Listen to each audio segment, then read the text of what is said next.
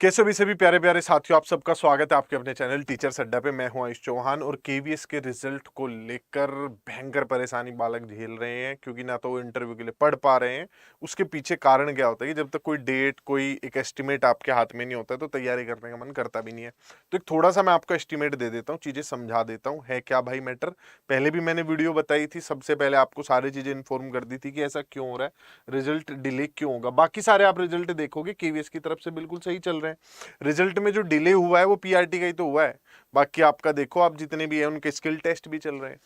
तो अगर मैं आप लोगों को बताऊं कि रिजल्ट के पीछे का असली कारण क्या है, भाई पीआरटी में बीएड वालों को किया था एलिजिबल।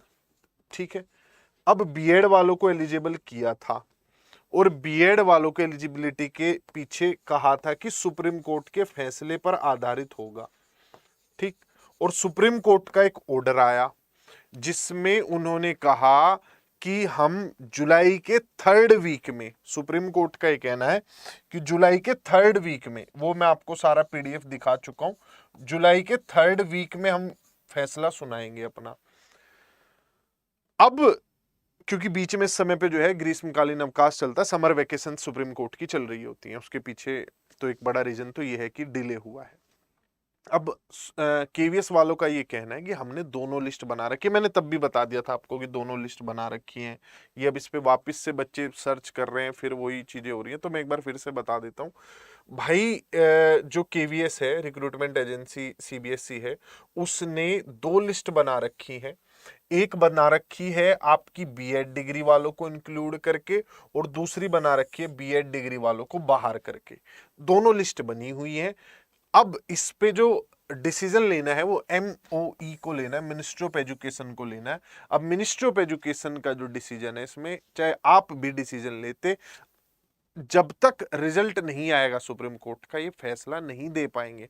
हाँ, इतना कर सकते हैं, आपको रिजल्ट दे दें और फिर बाद में बीएड वालों को रिजल्ट दे दिया, अभी तो बीएड वालों को भी शामिल करना पड़ेगा। बाद में पता चला बीएड वालों को बाहर कर दिया, और फिर अगर जो बच्चे बाहर हुए तो एक गैप आएगा, बहुत से बच्चे बाहर हो जाएंगे, फिर उतने बच्चे उस लिस्ट में होंगे नहीं जो इंटरव्यू के लिए तो 3-4 गुना बच्चे बुलाने पड़ते हैं, क्योंकि बहुत से बच्चे एलिजिबिलिटी की वजह से बाहर होते हैं। आपके केवीएस के टीजीटी पीजीटी में भी यही हुआ है। तो फिर से दोबारा नई लिस्ट निकालनी पड़ेगी और उसका एक अलग इंपैक्ट पड़ेगा। तो बीएड वालों का जब तक नहीं आ जाता तब तक नहीं होगा। हाँ, इन केस ये रिजल्ट दे और बीएड वाले भी उसमें शामिल रहे बाद में, तो फिर तो रिजल्ट स्मूथ जाएगा, कोई दिक्कत ही नहीं है। लेकिन बड़ा इफ है ना कि सुप्रीम कोर्ट बीएड वालों को अंदर रखता है कि बाहर रखता है, तो आने वाला टाइम ही बता पाएगा।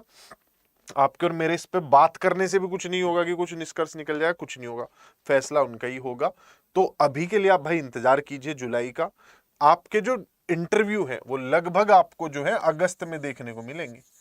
कम से कम आपके इंटरव्यू अगस्त में होंगे। आप अभी अपने दूसरे एग्जाम्स की, जिनकी आप तैयारी कर रहे हैं, उनकी कीजिए, और तैयारी कर भी रहे हैं तो मैं 2-3 एग्जाम सजेस्ट कर सकता हूं।